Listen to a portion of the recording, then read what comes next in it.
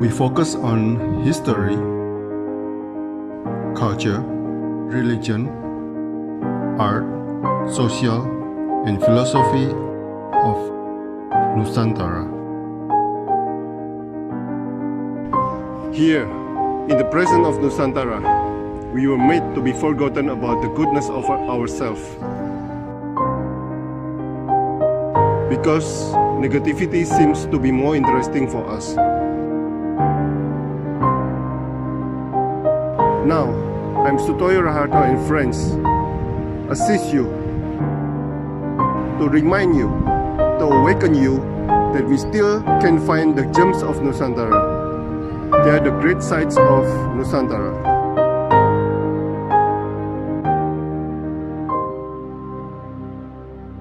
Selamat sore Mas Puji Syukur, seorang digital creator, seorang penerbit dan produser. Banyak banget ya, Pak. Oke, saya mulai pertanyaannya Mas ya. Nah, ini fotonya cakep sekali. Ya, Anda mengatakan seeking never ending, Mas. Apa yang Anda cari, Mas? Silakan. Itu tuh foto sungai di samping rumah saya, Pak, di belakang rumah tepatnya. Jadi asli original dari kampung halaman kami. Waduh, cantik sekali. Loh, muntilannya sebelah mana?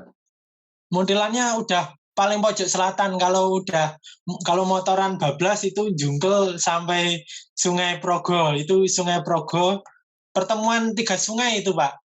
Sungai Elo, Sungai Progo, Sungai Belan bertemu jadi satu dalam Sungai Tempuran. Makanya itu tempat orang mancing itu asik. Kalau Pak Raharto ke sini silakan mancing, Pak, di sini, Pak. Camping juga bisa. Nah, itu untuk pencarian juga bisa. Itu setelah Magelang. Paling 10 menit dari Candi Borobudur. Oh, 10 menit. Oke, ya. Oke. Itu Pegunungan Suralaya belakangnya, Pegunungan Menoreh. Oh, oke. Nah, ya, apa yang dicari, Mas? Sampai never ending itu. Terima kasih, Pak. Malah kata-kata itu ya yang disoroti oleh Pak Raharto. Silakan. Nah, berarti kan itu saya sebagai the seeker atau sang pencari atau sang penjelajah atau sang petualangan. Itu awalnya berangkat dari masa remaja mungkin. Itu bawaan dari masa remaja itu identik dengan pencarian jati diri. Di mana pada waktu itu, pada masa remaja itu, saya banyak mengganti waktu sekolah saya dengan mencari jati diri.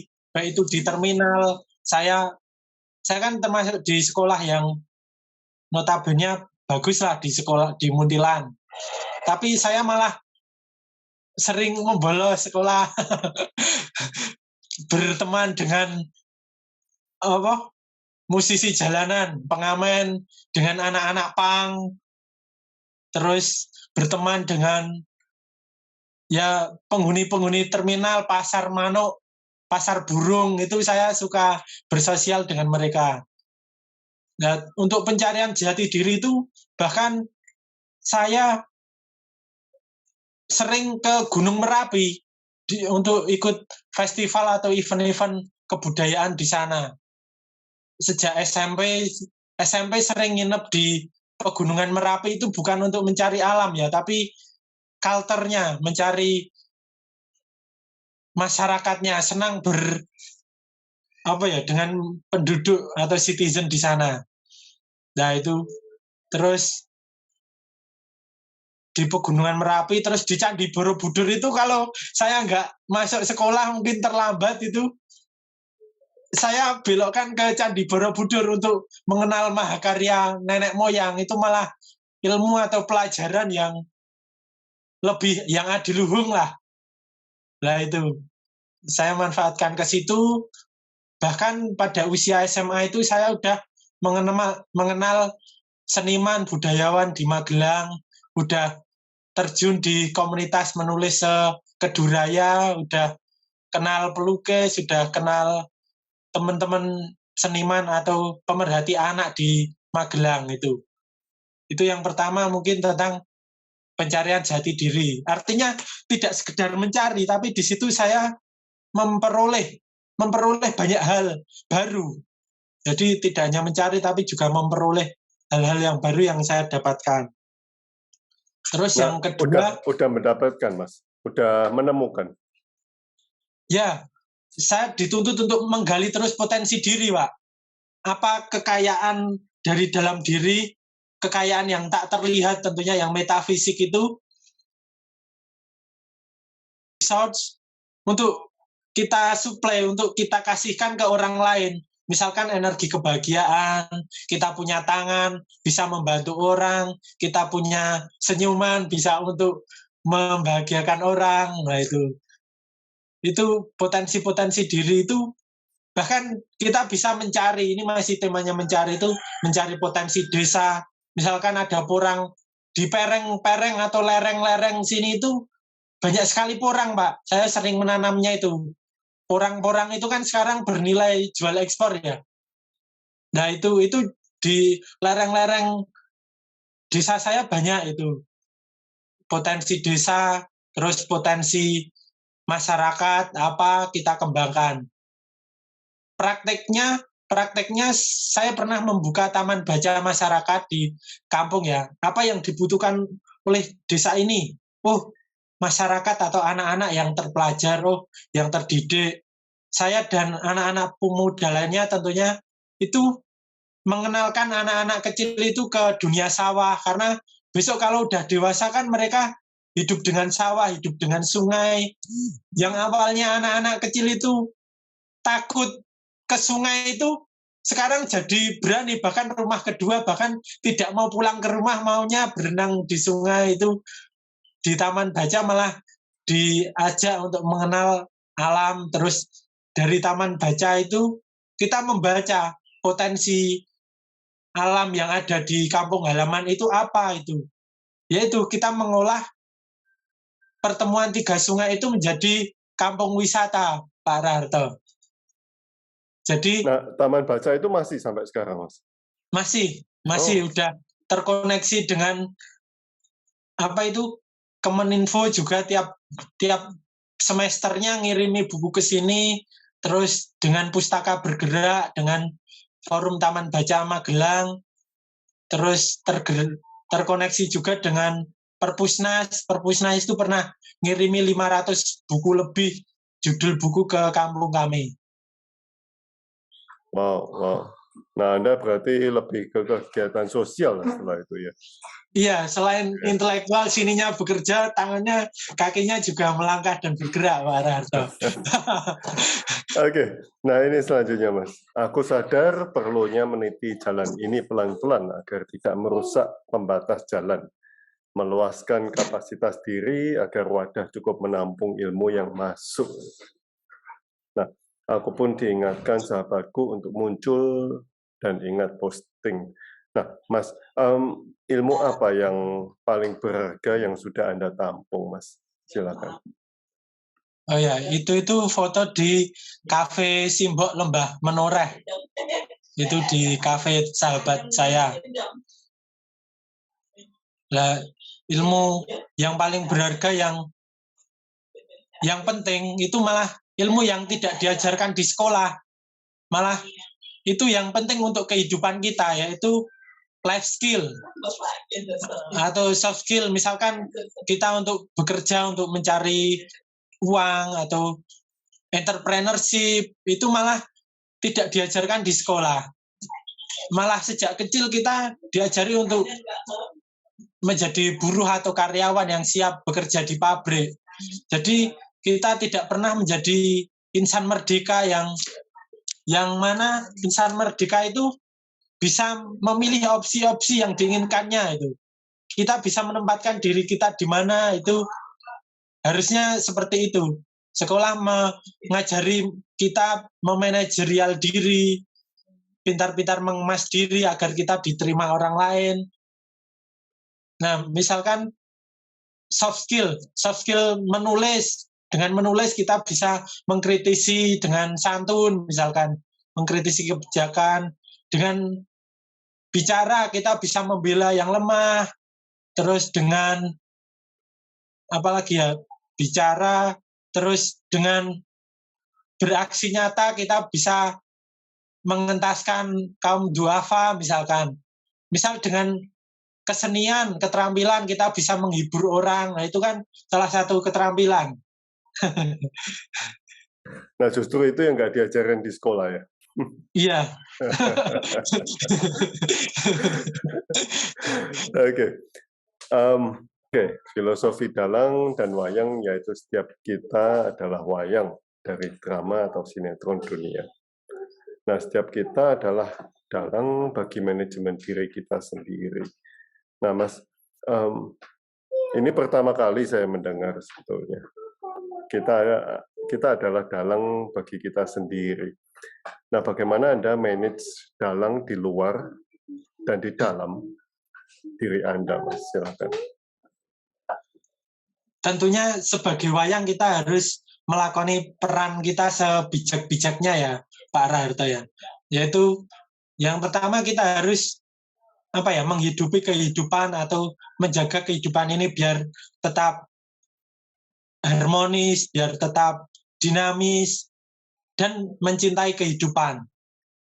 Itu berarti kan kita dituntut untuk istiqomah tiap harinya dan konsisten terhadap apa yang kita menjadi pilihan kita harus mempertanggungjawabkannya.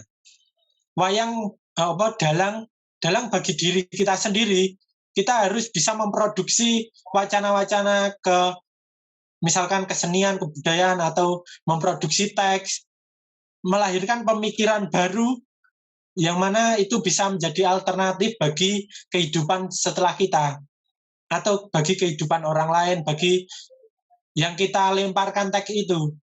Nah itu manfaatnya, atau regenerasi.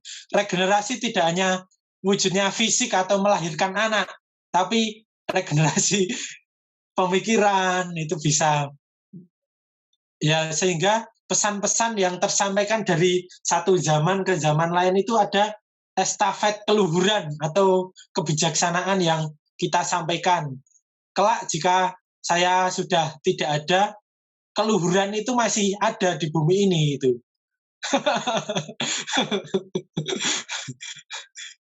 Oke, jadi tetap belajar untuk manage diri sendiri, Mas. Ya, itu kalau wayang dari dalam. Kalau wayang dari luar itu melatih kita untuk empati pada orang lain, mengerti kesusahan orang lain, kesedihan orang lain, kesepian orang lain itu. Mungkin lagi ngopi sendirian, itu kan berarti butuh teman itu. Saya sambil minum. Silakan. Nah, kalau di surga tidak ada orang yang bersedih, ayolah tertawalah meski sedikit. Nah, Mas, jika kita semua tertawa, apakah itu artinya kita sudah di surga, Mas? Silakan. Itu sebenarnya saya mengacu pada sabda Rasul ya. Berarti kan besok kalau di surga nanti kan orang-orang diremajakan kembali. Jadi nggak ada orang yang tua di surga. Bukan berarti orang tua nggak masuk surga, tapi orang tua itu sudah jadi muda. Udah muda semua. Nah itu.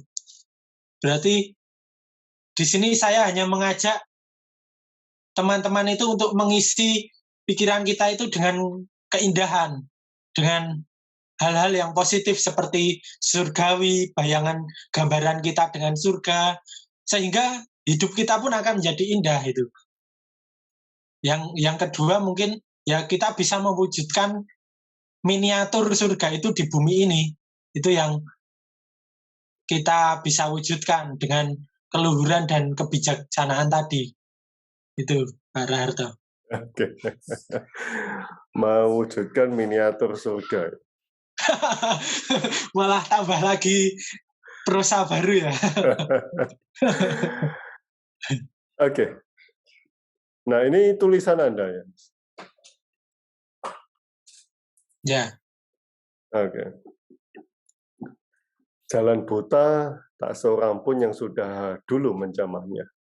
Tak ada lagi yang dapat memahami kita, hitungan benar dan salah terlampaui. Saat itu harus berani menebus percandaan yang belum jua tertuntaskan. Nah, apakah ini jalan yang buta atau buta jalan, Mas? Silakan. Baik, sebelumnya terima kasih Pak Raharto. Jadi dengan pertanyaan-pertanyaan ini, jadi kita dituntut Pak Raharto untuk mempertanggungjawabkan tulisan kita ya. Nah itu kan, hidup ini kan sebenarnya percandaan, tapi kok kenapa kita itu bawaannya serius mulu gitu. Nah itu harusnya kalau bisa diisi dengan senda tawa gitu, gelak tawa dengan teman-teman itu. Terkait jalan buta atau indera kita yang buta terhadap jalan itu sebenarnya saya ingin menyampaikan kalau kita berjalan ya jalan maju itu. Itu sebenarnya ingin menyampaikan progresivisme, yaitu banyak orang berjalan, oke, dia melihat ke belakang, tapi pikiran mereka itu masih mengalami kemunduran. Nah itu harapannya juga kita berpikir maju. Boleh kita melihat ke belakang, tapi hanya sesekali.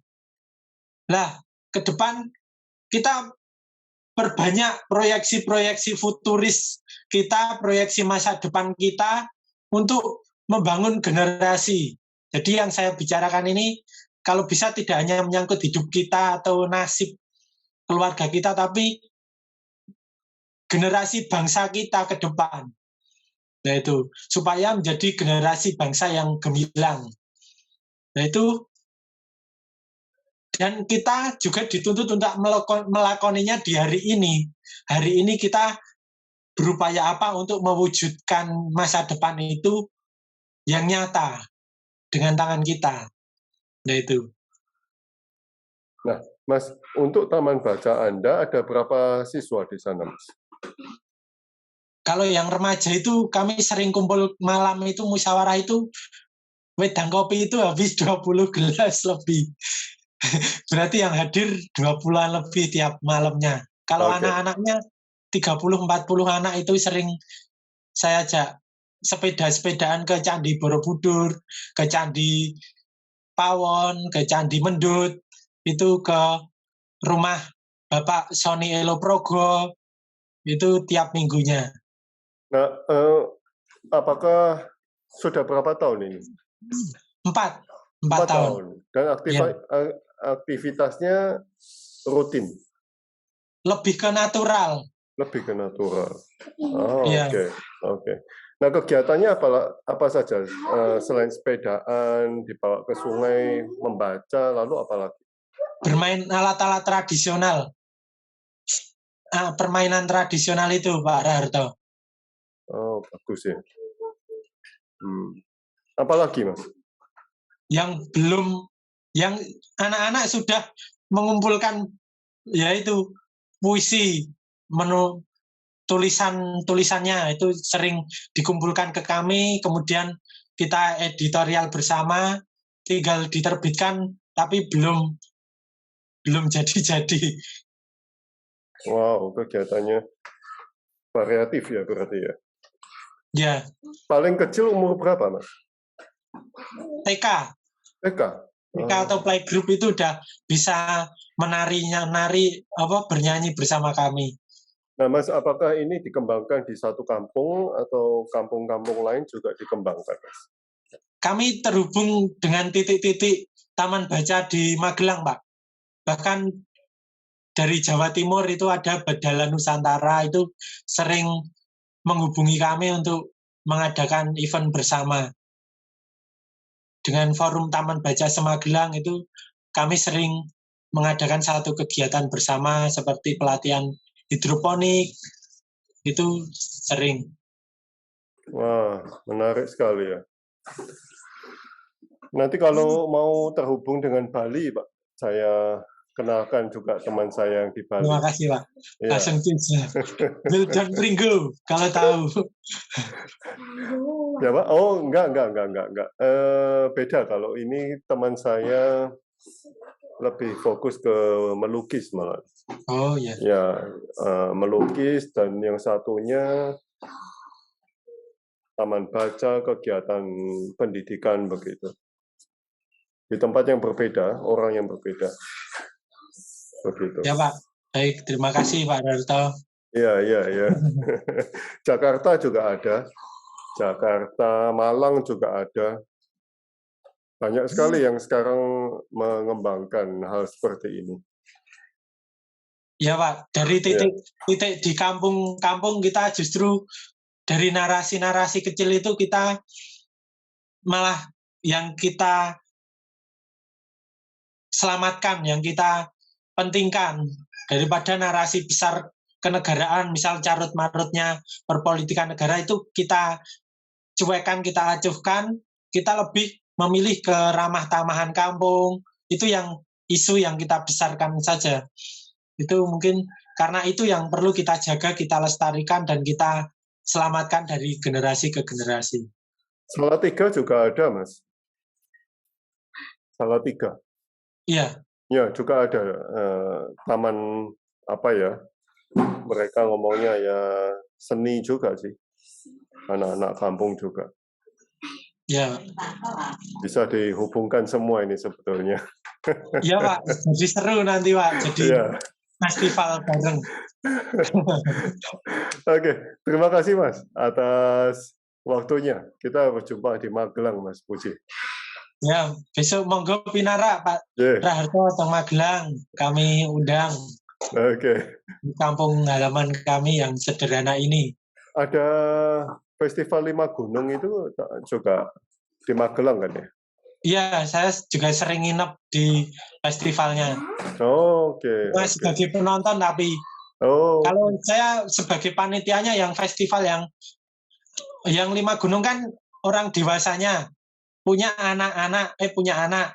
anak-anaknya itu juga bikin festival lagi Pak, namanya Festival Tlatah Bocah. Nah saya jadi panitia di Festival Tlatah Bocah itu yang untuk anak-anak itu. Wah, bagus sekali ya. Juga dari Omah Daun, dari Lumbung Kawruh, Gunung Kidul, dari Salaman itu saling, dari Gunung Merapi, yaitu dari gunung-gunung anak-anak itu berkegiatan seni budaya sejak kecil sehingga bahagialah, cerialah, jadi kenangan masa dewasanya itu bahagia kalau mengingatnya. Iya. Sangat bagus sekali kegiatan-kegiatan seperti ini. Semuanya saling terhubung Pak Raharto. Iya. Nanti bisa saya kenalkan yang di Malang Selatan, Mas. Itu Gubuk Baca juga terhubung di 26 desa malah sekarang udah. Wow. Ya. Mungkin kita perlu bikin satu grup WA khusus Taman Baca. Iya, Pak. Iya. Oke. Terima kasih Mas Puji, syukur atas waktunya. Terima kasih Pak Raharto dan teman-teman semuanya. Terima kasih. Kita jumpa di Magelang. Ya. Oke, matur nuwun Mas. Oke.